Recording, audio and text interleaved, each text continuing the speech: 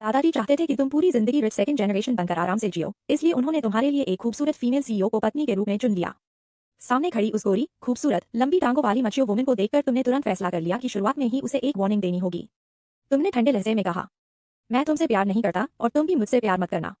शादी के बाद हम दोनों अपनी अपनी जिंदगी जिएंगे। तुम मेरे मामलों में दखल मत देना और मैं तुम्हारे मामलों में दखल नहीं दूंगा।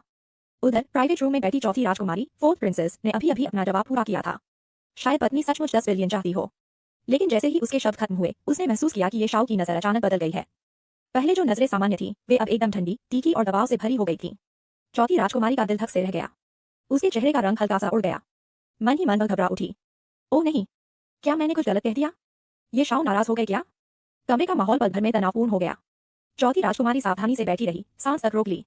उसे लग रहा था कि शायद उसका जवाब ये शाओ को बिल्कुल पसंद नहीं आया। जब चौथी राजकुमारी को लगा कि अब तुम गुस्से में फट पड़ोगे, तभी तुमने ठंडी आवाज में कहा, अपने पेमेंट क्यूआर कोड्स निकालो। चारों लड़कियां एक पल के लिए चौंक गईं। उन्हें समझ नहीं आया कि अचानक बात पैसे पर कैसे आ गई, लेकिन उन्होंने देर नहीं की और तुरंत अपने अपने फोन निकाल लिए। तुमने एक एक करके ट्रांसफर करना शुरू किया। पहली राजकुमारी को 10,000 युएन, दूसरी राजकुमारी को 10,000 युएन, तीसरी राजकुमारी को 50,000 युएन। फिर बारी आई चौथी राजकुमारी की। उसने घबराहट के साथ फोन आगे बढ़ाया। कुछ सेकंड बाद ट्रांसफर कंप्लीट हुआ। रकम थी 5,000 युएन। यह देखकर कमरे में मौजूद सभी लोग तुरंत समझ गए कि क्या हुआ है। स्पष्ट था कि तीसरी राजकुमारी का जवाब तुम्हें सबसे ज्यादा पसंद आया था, इसीलिए उसे सबसे बड़ा रिवॉर्ड मिला। और इसके उलट, चौथी राजकुमारी का जवाब वही था जिसे तुम सबसे कम सुनना चाहते थे। उसने सीधे सीधे कह दिया था कि शायद पत्नी सचमुच 10 बिलियन चाहती हो। हालांकि तुमने उसे कुछ पैसे दिए, लेकिन यह सिर्फ इसलिए था क्योंकि तुम ये फैमिली के यंग मास्टर थे। अपनी शान और रेपुटेशन के कारण तुम इतनी छोटी बात पर कंजूसी नहीं दिखा सकते थे। वरना दिल की गहराई में तुम्हारा मन तो शायद उसे एक पैसा भी देने का नहीं था, क्योंकि उसका जवाब सीधे तुम्हारे दिल की सबसे असहज संभावना पर जाकर लगा था। अगला सवाल, तुमने गहरी आवाज में कहा। चारों राजकुमारियां तुरंत सतर्क हो गईं।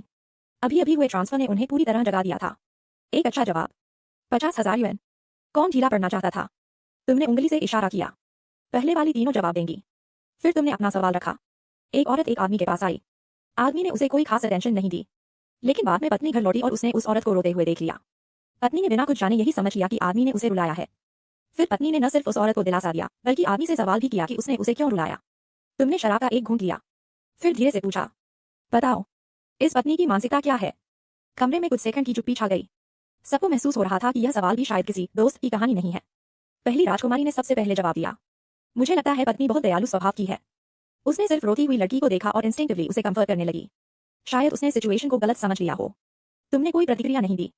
दूसरी राजकुमारी ने सोचा और बोली, मुझे लगता है पत्नी उस लड़की को लेकर गिल्टी फील कर रही होगी। अगर लड़की उस आदमी को पसंद करती है तो पत्नी को लग सकता है कि उसकी वजह से लड़की दुखी है, इसलिए उसने सिंपैथी दिखाई। तुम फिर भी चुप रहे। अब तीसरी राजकुमारी की बारी थी। वह वही थी जिसने पिछली बार 50,000 जीते थे, इसलिए उसने बहुत ध्यान से सोचा। फिर धीरे से बोली, मेरे हिसाब से पत्नी को उस लड़की से कोई खतरा महसूस ही नहीं होता। वह पूरी तरह कॉन्फिडेंट है कि उसका पति उसे नहीं छोड़ेगा, इसीलिए वह उस लड़की से जलने के बजाय उसे कंफर्ट कर सकती है। और जब उसने लड़की को रोते देखा तो उसका पहला रिएक्शन पति पर गुस्सा होना था, क्योंकि उसके दिल में पति की जगह पहले से तय है। दूसरे शब्दों में, वह शायद उस आदमी की सबसे ज्यादा परवाह करती है, इसलिए उसी से शिकायत भी करती है। जवाब खत्म होते ही चारों की नजरें फिर तुम्हारे चेहरे पर टिक गईं। इस बार वे पहले से भी ज्यादा उत्सुक थीं, क्योंकि अब उन्हें समझ आ चुका था। यह सवाल सिर्फ कहानी नहीं था, और उस पत्नी का जवाब शायद किसी के लिए बहुत मायने रखता था। यह सवाल सुनकर चारों राजकुमारियां पहले से भी ज्यादा गंभीर हो गईं। स्पष्ट था कि यह सवाल पिछले वाले से कहीं ज्यादा महत्वपूर्ण था। सबसे पहले पहली राजकुमारी ने जवाब दिया, मेरे हिसाब से पत्नी असल में उस आदमी की परवाह करती है। उसने दूसरी औरत को दिलासा इसलिए दिया ताकि उसकी स्थिति समझ सके। जैसा कहते हैं, पहले सामने वाले को समझो, फिर स्थिति संभालो। इसके बाद दूसरी राजकुमारी ने अपनी राय रखी, मुझे लगता है पत्नी उस आदमी से प्यार करती है, लेकिन सोशल एटिकेट और मैनर्स की वजह से वह बाहर वाले पर सीधे गुस्सा नहीं कर सकती, इसलिए उसका गुस्सा सबसे पहले अपने पति पर निकलता है। बिल्कुल वैसे ही जैसे पेरेंट्स अक्सर बाहर वालों को कुछ नहीं कहते, लेकिन पहले अपने बच्चे को डांट देते हैं। यह सुनते ही तीसरी राजकुमारी तुरंत सिर हिलाने लगी। मैं लिली की बात से एग्री करती हूँ, मुझे भी यही लगता है। अब सबकी नजर चौथी राजकुमारी पर गई। पिछली बार उसका जवाब सबसे कम पसंद आया था, इसलिए इस बार वह और भी सावधान थी। उसने तुम्हारे चेहरे को ध्यान से देखा, फिर धीरे से कहा, मेरी राय भी लूसी जैसी ही है। यह पत्नी निश्चित रूप से उस आदमी से प्यार करती है, वरना किसी और औरत के लिए रोते हुए आदमी से सवाल करने की जरूरत ही क्या थी? अगर उसे परवाह न होती तो वह बस तमाशा देखकर चली जाती, लेकिन उसने पहले उस लड़की को दिलासा दिया और फिर आदमी से जवाब मांगा। मेरे हिसाब से यह व्यवहार तभी होता है जब दिल में उस आदमी की जगह हो। जैसे ही उसकी बात खत्म हुई, कमरे में फिर सन्नाटा छा गया। चारों राजकुमारियां अब तुम्हारे रिएक्शन का इंतजार कर रही थीं, क्योंकि उन्हें महसूस हो रहा था कि इस बार सवाल का असली जवाब शायद पैसों से कहीं ज्यादा महत्वपूर्ण था। चौथी राजकुमारी ने हिम्मत जुटाकर आगे कहा, ये शाओ, आपने एक कहावत तो सुनी ही होगी। वह थोड़ा रुकी, मानो शब्द चुन रही हो, फिर धीरे से बोली, इंसान अक्सर अपना सबसे बुरा रूप सबसे खराब मिजाज उन्हीं लोगों को दिखाता है जो उसके सबसे करीब होते हैं और अपना अच्छा व्यवहार बाहर वालों के लिए बचा कर रखता है। कमरे में कुछ पल के लिए सन्नाटा छा गया। चारों राजकुमारियां तुम्हारे चेहरे की तरफ देखने लगी। चौथी राजकुमारी ने आगे समझाया, ऐसा इसलिए होता है क्योंकि दिल के किसी कोने में उसे यकीन होता है कि उसके अपने लोग उसे माफ कर देंगे, उसे समझ लेंगे। उसे लगता है कि चाहे वह कितना भी गुस्सा करे, परिवार और करीबी लोग उसे छोड़कर नहीं जाएंगे। उसने सावधानी से अपनी बात जारी रखी। और उस पत्नी के मामले में भी शायद यही बात लागू होती है। अगर वह सीधे उस दूसरी औरत को दोष देती तो बाहर वालों को लगता कि पति पत्नी मिलकर एक अकेली लड़की को परेशान कर रहे हैं। लेकिन अपने पति को डांटना आसान है क्योंकि दिल में उसे भरोसा होता है कि पति उसकी बात का बुरा नहीं मानेगा। बात खत्म होते ही वह चुप हो गई। इस बार उसकी आवाज में पहले जैसी घबराहट नहीं थी, मानो उसे सच में लगता हो कि यही जवाब सबसे सही है। तुम कुछ सेकंड तक चुपचाप उसे देखते रहे। चेहरे पर कोई भाव नहीं था, न खुशी, न गुस्सा, न नाराजगी, लेकिन तुम्हारी आंखों में सोच विचार की झलक साफ दिखाई दे रही थी, मानो उसके शब्दों ने तुम्हारे मन के किसी हिस्से को छू लिया हो। कुछ क्षण बाद तुमने अपना गिलास मेज पर रखा, फिर ठंडी आवाज में कहा, अपना क्यूआर कोड निकालो। यह सुनते ही चारों राजकुमारियों की सांस अटक गई, क्योंकि अब वे समझ चुकी थी इनाम की रकम ही असली फैसला बताएगी। हाँ, तुमने संक्षेप में सिर हिलाया। सब लोग फिर से अपने क्यूआर कोड्स निकालो। चारों राजकुमारियों ने तुरंत अपने अपने फोन्स निकाल लिए। इस बार कमरे का माहौल पहले से भी ज्यादा तनावपूर्ण था, क्योंकि अब सब समझ चुकी थी कि तुम्हारा मूड और रिवॉर्ड सीधे उनके जवाबों से जुड़ा है। कुछ ही देर में ट्रांसफर नोटिफिकेशन एक एक करके बजने लगी। पहली राजकुमारी 20,000 युअन, दूसरी राजकुमारी 20,000 युअन, तीसरी राजकुमारी 10,000 युअन, और फिर चौथी राजकुमारी के फोन पर नोटिफिकेशन आई। उसने स्क्रीन देखी, अगले ही पल उसकी आंखें फैल गईं। 50,000 युअन। कमरे में मौजूद बाकी तीनों लड़कियों के चेहरे तुरंत बदल गए। अब परिणाम बिल्कुल साफ था। इस बार सबसे पसंदीदा जवाब चौथी राजकुमारी का था। चारों ने एक साथ मुस्कुराकर कहा, थैंक यू ये शाओ। लेकिन तुम्हारे चेहरे पर अभी भी कोई मुस्कान नहीं थी। तुमने ठंडे स्वर में कहा, तुम तीनों बाहर जाओ। फिर तुम्हारी नजर चौथी राजकुमारी पर पड़ी। तुम रुकना। चौथी राजकुमारी एक पल के लिए स्तब्ध रह गई। उसे समझ नहीं आया कि खुश हो या घबराए। उसका असली नाम आना था, लेकिन उसी क्षण से तुमने उसे एक नया नाम दे दिया। अब से तुम्हारा नाम एक्सियाओसी छोटी चौथी है। यह सुनकर अन्ना की धड़कन तेज हो गई। एक नया नाम, और वह भी ये शाओ की तरफ से। इसका मतलब साफ था कि उसकी पहचान बाकी लोगों से अलग हो चुकी थी। उधर बाकी तीनों राजकुमारियों ने उसकी तरफ देखा। उनकी आंखों में ईर्ष्या भी थी और जलन भी। आखिर अभी कुछ मिनट पहले तक वे चारों बराबर थीं, लेकिन अब एक्सियाओसी स्पष्ट रूप से सबसे अलग स्थान पर पहुंच चुकी थी। फिर भी किसी ने कुछ नहीं कहा। तीनों ने आज्ञाकारी ढंग से सिर झुकाया और धीरे धीरे प्राइवेट रूम से बाहर निकल गईं। जल्द ही कमरे में सिर्फ दो लोग बचे, तुम और एक्सियाओसी। प्राइवेट रूम में अब से राफा तुम दोनों बचे थे। एक्सियाओसी के दिल की धड़कन थोड़ी तेज हो गई। वह बार बार अंदाजा लगाने की कोशिश कर रही थी कि ये शाओ ने बाकी सबको भेजकर उसे अकेले क्यों रोका है। तभी तुमने अचानक कहा, इधर आओ। एक्सियाओसी तुरंत मुस्कुराई और आज्ञाकारी ढंग से तुम्हारे पास आकर बैठ गई। उसने चुपचाप तुम्हारे लिए ड्रिंक पोर की, लेकिन उसके हाव भाव में जरा भी फ्लर्टीनेस नहीं थी। आखिर उसने अपनी आंखों से देखा था कि जो लड़की सबसे पहले नखरे दिखाने की कोशिश कर रही थी, उसे सीधे बाहर निकाल दिया गया था। तुमने ग्लास उठाकर एक घूंट लिया।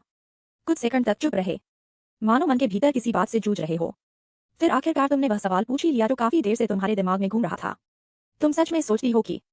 तुम थोड़ी देर रुके, फिर धीमी आवाज में बोले, वो मुझे इसलिए डांटती है क्योंकि वो मुझे ज्यादा केयर करती है, क्योंकि वो मुझे अपना मानती है, क्योंकि जितना ज्यादा प्यार करती है उतना ही मुझ पर गुस्सा दिखाती है। एक्सियाओसी ने तुम्हारी तरफ देखा। उसके चेहरे पर कोई बदलाव नहीं आया, लेकिन उसके मन में तुरंत एक ही विचार उभरा। जैसा सोचा था वैसा ही। मेरा एक दोस्त वाली कहानी दरअसल खुद ये शाओ की ही कहानी है। इतने सारे सवाल, इतनी बेचैनी, और हर सवाल का केंद्र वही महिला। अगर यह दोस्त की कहानी होती तो ये शाओ इतनी परवाह ही क्यों करते। लेकिन एक्सियाओसी समझदार थी। उसने अपने मन की बात चेहरे पर नहीं आने दी, बस चुपचाप तुम्हारे जवाब का इंतजार करती रही।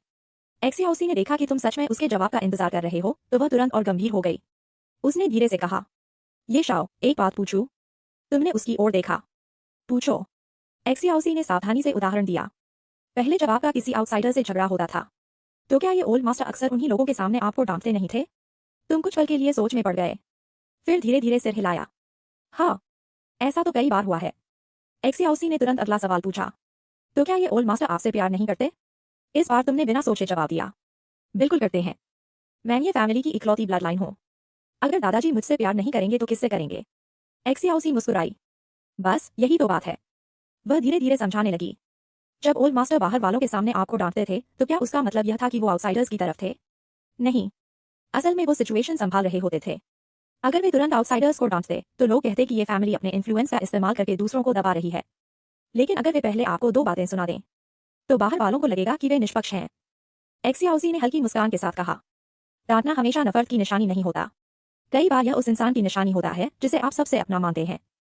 क्योंकि अपने लोगों को डांटने में डर नहीं लगता, लेकिन बाहर वालों से उलझने से पहले 100 बार सोचना पड़ता है। वह तुम्हारी आंखों में देखते हुए बोली। इसलिए अगर उस पत्नी ने पहले उस आदमी से सवाल किया, तो यह भी हो सकता है कि उसके दिल में उस आदमी की जगह पहले से तय हो। उसे लगता हो कि वह आदमी उसका अपना है, इसलिए उससे जवाब मांगना स्वाभाविक है। कमरे में फिर शांति छा गई। तुमने हाथ में पकड़े ग्लास को धीरे धीरे घुमाया।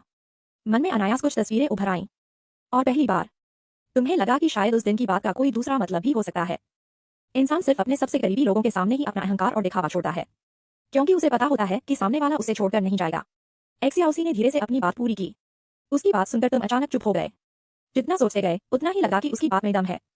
कुछ देर बाद तुमने सिर उठाकर उसकी तरफ देखा।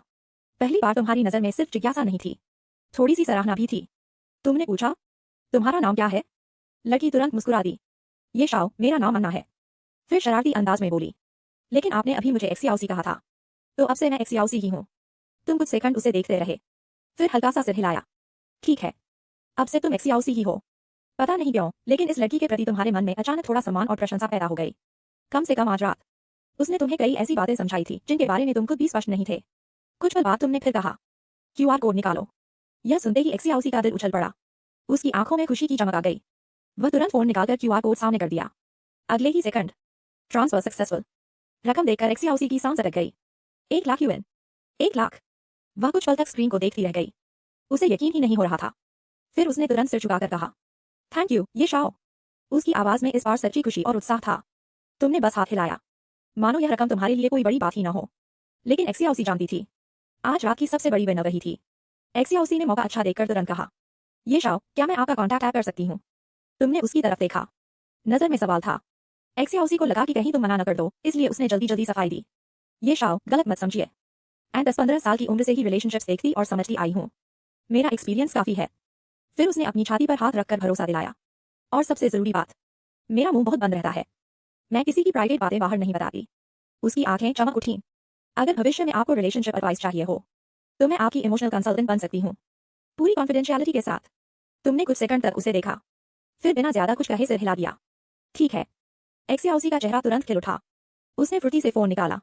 कुछ ही क्षण बाद दोनों ने कॉन्टैक्ट इन्फॉर्मेशन एक्सचेंज कर ली। उस पर एक्सियाओसी को लगा कि आज की सबसे बड़ी कमाई वह 1 लाख यूएन नहीं थी, बल्कि ये शाओ की कॉन्टैक्ट लिस्ट में जगह मिलना था। कुछ देर बाद वह संतुष्ट मन से प्राइवेट रूम से बाहर निकल गई। जैसे ही वह लॉन्च एरिया में पहुंची, कई लड़कियां तुरंत उसके चारों ओर जमा हो गईं। अन्ना, जल्दी बताओ, ये शाओ ने तुम्हें अकेले क्यों रोका था? क्या बात हुई अंदर? इतनी देर तक क्या डिस्कस कर रहे थे? सबकी आंखों में उत्सुकता और जलन साफ दिखाई दे रही थी। आखिर आज रात ये शाओ ने बाकी सबको भेजकर सिर्फ उसे अपने पास रोका था। लेकिन एक्सियाओसी को ये शाओ से किया अपना वादा याद था। उसने होठों पर हल्की मुस्कान लाई और मन ही मन सोचा, देखा, मैंने कहा था ना, मेरा मुंह बहुत बंद रहता है। कुछ खास नहीं हुआ, एक्सियाओसी मुस्कुराते हुए बोली। बस थोड़ी बातें हुई। सभी ने उसे शक भरी नजरों से देखा। स्पष्ट था कि कोई भी उसकी बात पर पूरी तरह विश्वास नहीं कर रहा था। तब एक्सियाओसी ने आराम से एक और वाक्य जोड़ दिया, और हाँ, अब से मेरा नाम एक्सियाओसी है। कमरे में मौजूद लोग पहले तो चौंके, फिर किसी ने पूछा, क्या मतलब? एक्सियाओसी के चेहरे पर गर्व भरी मुस्कान आ गई। उसने धीरे से कहा, ये शाओ ने मुझे यह नाम दिया है। यह उनका दिया हुआ नाम है। एक पल के लिए पूरा लॉन्च रूम शांत हो गया। फिर चारों तरफ से सिर्फ सांसें खींचने की आवाजें सुनाई दी। हिस्सा। सबकी आंखों में एक साथ दो भाव उभर आए, ईर्ष्या और जलन। वे अच्छी तरह समझते थे कि इसका क्या मतलब है। ये शाओ जैसा इंसान किसी को यूं ही नाम नहीं देता। और कॉन्टैक्ट इन्फॉर्मेशन एक्सचेंज करना तो और भी बड़ी बात थी। आज की रात के बाद एक्सियाओसी की पोजीशन बाकियों से अलग हो चुकी थी। कई लोग मन ही मन सोच रहे थे, कितनी किस्मत वाली है। इस कनेक्शन के बाद उसका फ्यूचर कितना आसान हो जाएगा। उधर तुम्हें इन सब बातों की कोई खबर नहीं थी। समय धीरे धीरे बीता गया। जब तुम घर लौटे तब रात के 12 बज चुके थे। तुम्हें लगा था कि शैंटिंग क्यों अब तक सो चुकी होगी। आखिर काफी रात हो चुकी थी। लेकिन जैसे ही तुमने बेडरूम का दरवाजा खोला, तुम ठिठक गए। कमरे की सॉफ्ट लाइट चल रही थी और बिस्तर पर शैंटिंग क्यों आधी लेटी हुई थी। उसकी पीठ हेडबोर्ड से टिकी हुई थी। लंबे बाल कंधों पर बिखरे थे। एक हाथ में फोन था और वह पूरी तल्लीनता से कुछ देख रही थी।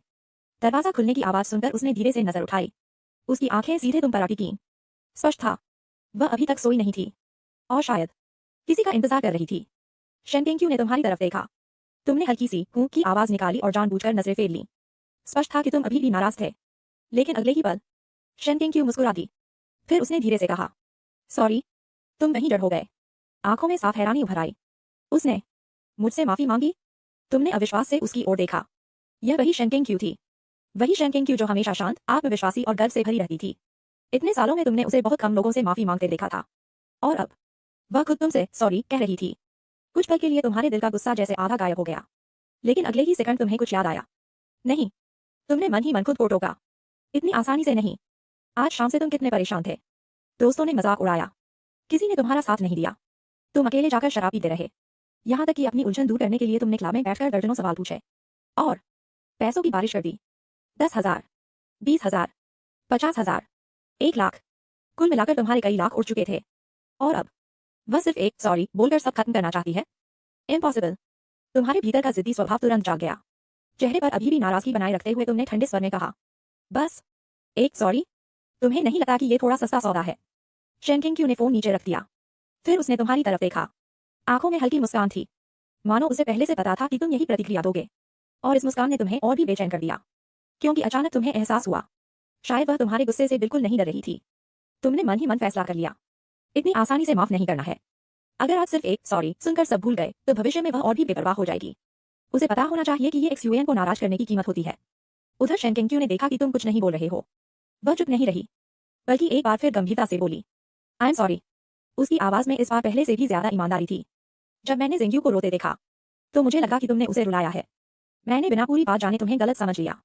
वह मेरी गलती थी, सच में। मुझे माफ कर दो। उसने कोई बहाना नहीं बनाया, न अपनी गलती किसी और पर डाली, न यह कहा कि उसकी नीयत अच्छी थी। गलती की तो मान ली। यही बात तुम्हें सबसे ज्यादा परेशान कर रही थी। अगर वह बहस करती, अगर वह जिद करती, अगर वह कहती कि वह सही थी, तो तुम्हारे लिए नाराज रहना बहुत आसान होता। लेकिन शेनकिंग ऐसा कुछ नहीं कर रही थी। एक सीईओ होने का घमंड नहीं, एक अमीर परिवार की बेटी होने का रौब नहीं, बस सीधी सादी माफी। और सच कहें तो तुम्हारे दिल का ज्यादातर गुस्सा उसी पल गायब हो चुका था। लेकिन दिल का गुस्सा खत्म होना और तुरंत माफ कर देना दोनों अलग बातें थी। तुमने चेहरा दूसरी तरफ घुमा लिया, जानबूझकर। मन में सिर्फ एक विचार था, नहीं, अभी नहीं। मैं पूरी शाम परेशान रहा हूं। इतनी शराब पी, दोस्तों के सामने बेइज्जती झेली, और ऊपर से लाखों नहीं तो लाखों के करीब पैसे भी उड़ा दिए। अब सिर्फ 2 बार सॉरी बोलकर मामला खत्म? इतना आसान नहीं है।